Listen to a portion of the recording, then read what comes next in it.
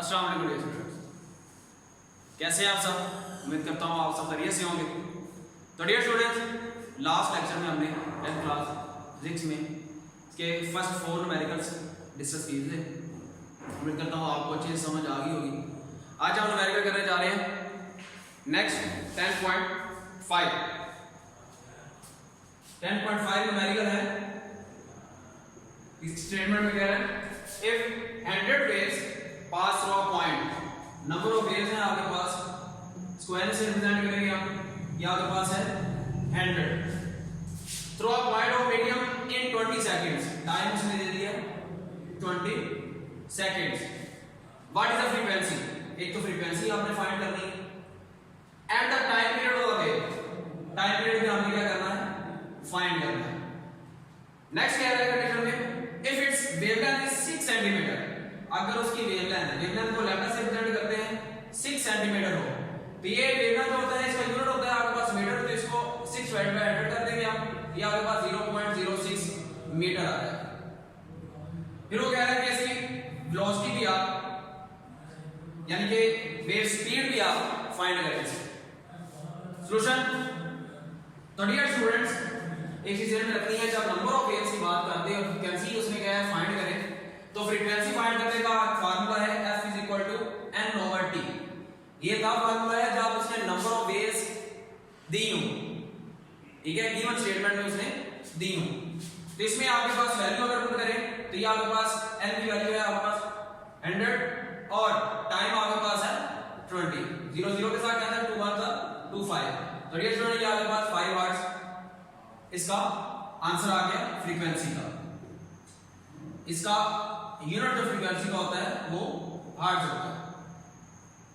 Next ये students आपके पास है, हमें टाइम पीरियड फाइंड करना है, तो टाइम पीरियड फाइंड करने का फार्मूला आपको पता है T = 1/f, और f अभी हमने फाइंड किया, f की वैल्यू आपके पास 5, 1 / 5 डियर स्टूडेंट की आपके पास आ जाएगी 0.2 और इसका यूनिट होता है सेकंड। थर्ड चीज ने कहा है कि अगर लैम्डा आपके पास इतना हो तो वेलोसिटी क्या होगी। Dear students, relation between speed, frequency and wavelength ये हमने फाइंड किया था कि आपके पास होता था v = f लैम्डा। इसमें f की वैल्यू आपके पास जो हमने फाइंड की है 5, और ये आपके पास जो लैम्डा है उसमें गिवन में हमें दिया हुआ है 0.06। इसको जब मल्टीप्लाई करेंगे तो आपके पास आंसर जो आ जाएगा वो आएगा 0.3 और इसका यूनिट होता है मीटर पर सेकंड। नेक्स्ट न्यूमेरिकल प्रॉब्लम है 10.6।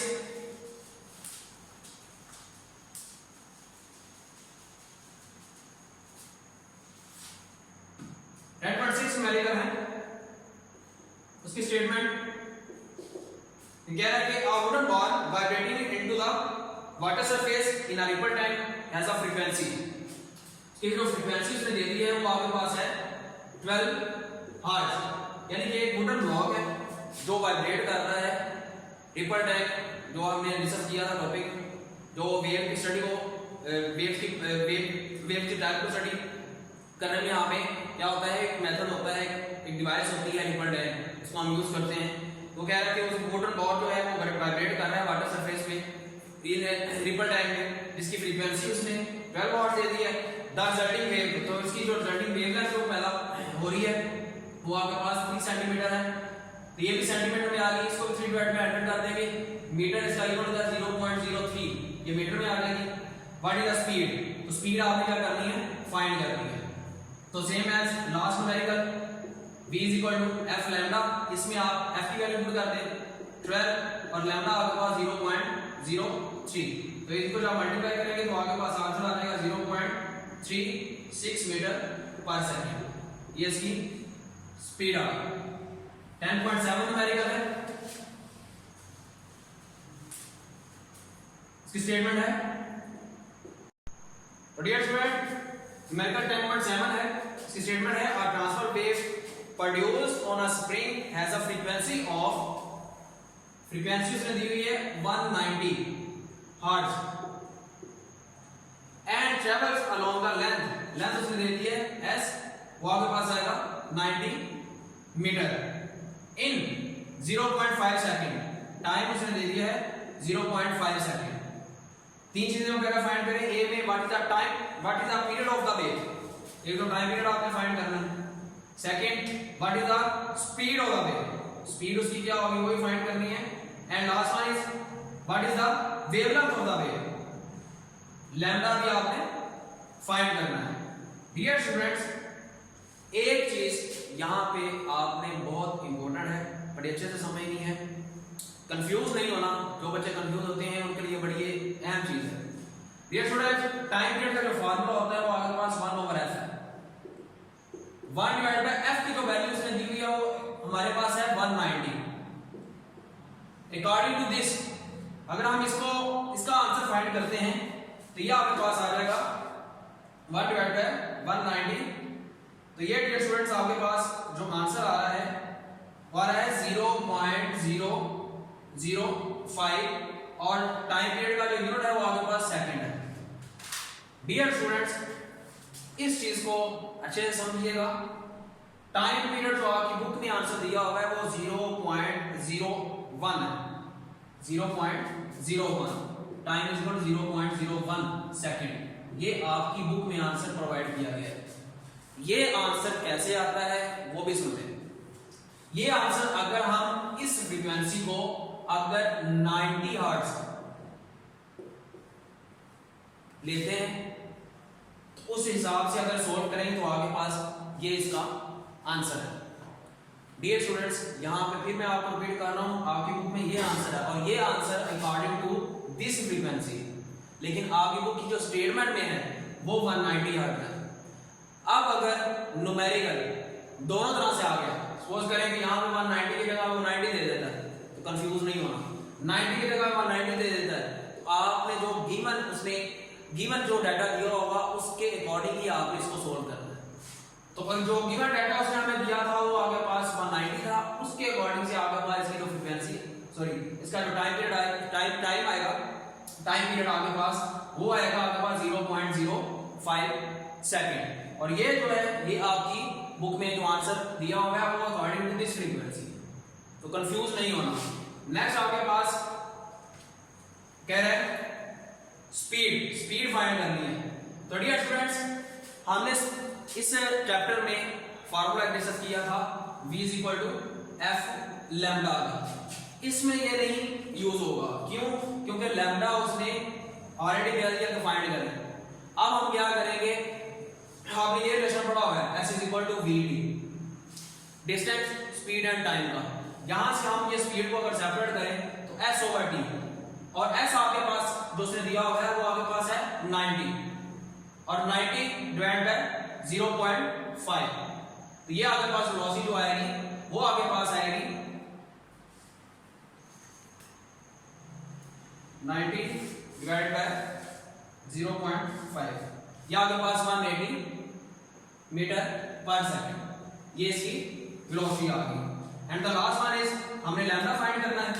तो लैम्डा जो आपके पास है उसका फार्मूला यही हम लेंगे, v = f लैम्डा। लैम्डा हमने फाइंड करना है, इसे सेपरेट करने के लिए आपके पास आ जाएगा लैम्डा = v/f। v की वैल्यू आपके पास आपने अभी फाइंड की है 180।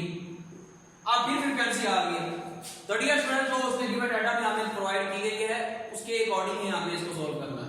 वो आपके पास है 190। इसको जब हम सोल्व करेंगे तो आपके पास जो आंसर आएगा 0.947, इसको अगर राउंड ऑफ किया जाए 0.95 और लैम्डा के यूनिट मीटर। ये इसका तीनों पार्ट्स इसके हो गए हैं सोल्व। नेक्स्ट न्यूमेरिकल है 10.8।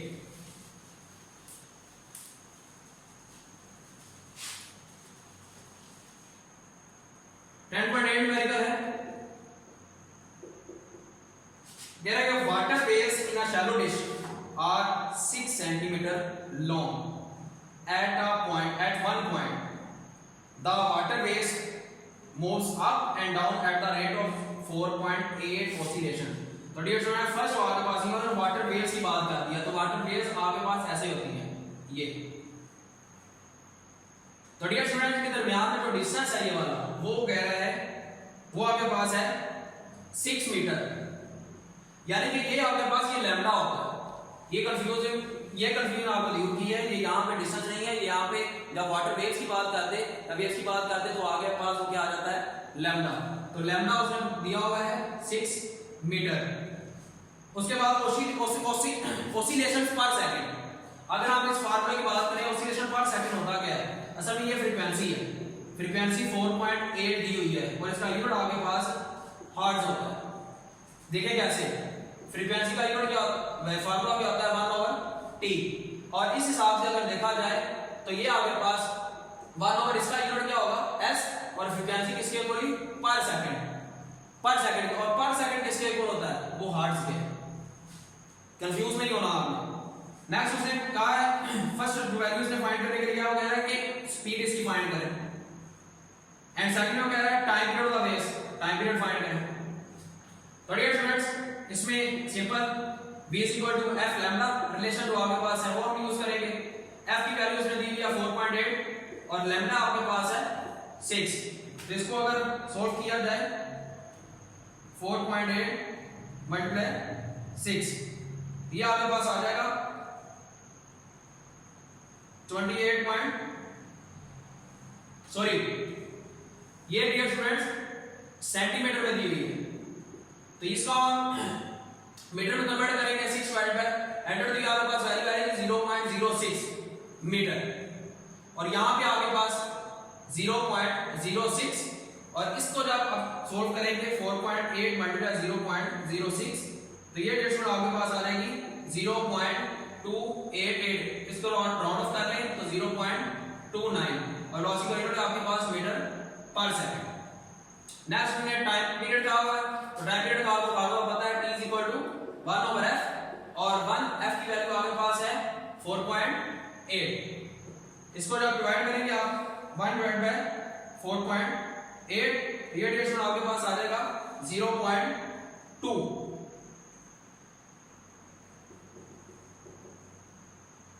सेकंड।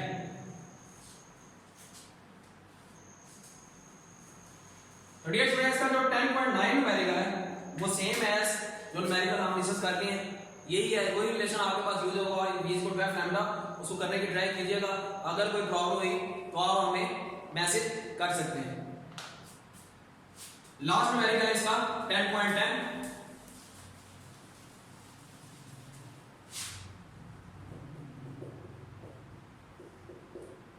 इसमें कह रहा है what is the wavelength of the radio waves आपने फाइंड करनी है, transmitted by FM station at 90 megahertz.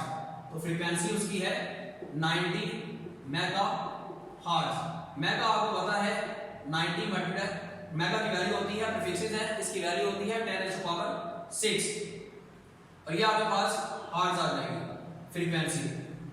Next वो कह रहा है, उसने आगे बताया फिर 1 mega is equal to 10⁻⁶, and speed of radio waves, उसकी जो स्पीड है रेडियो वेव्स वो आपके पास है 3 × 10⁸, और ये आपके पास मीटर पर सेकंड।